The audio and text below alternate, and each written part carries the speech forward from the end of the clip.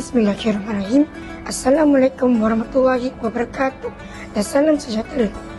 Saya Saifuddin bin Saiful Nizam akan membentangkan satu topik yang bertajuk 5 perkara dijanjikan Allah SWT. Ia dimulai oleh Rasulullah SAW bersabda dengan maksudnya, umatku diberi oleh Allah SWT dari bulan Ramadan 5 perkara yang tak pernah diberi kepada umat-umat sebelumnya.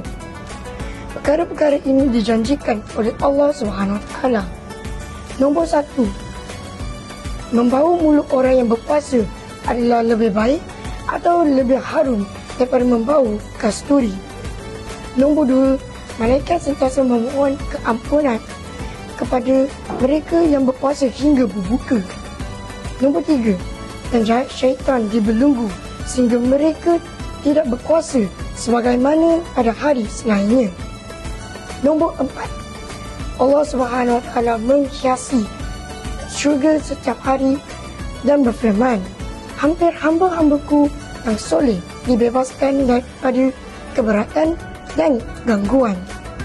Nombor 5, Allah SWT mengampunkan bagi mereka pada akhir malam Ramadan.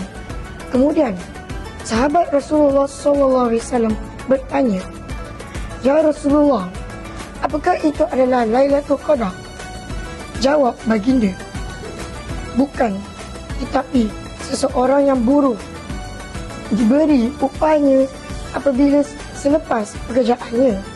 Itu daripada saya. Sekian, wabillahi taufiq lana. Wassalamualaikum warahmatullahi wabarakatuh.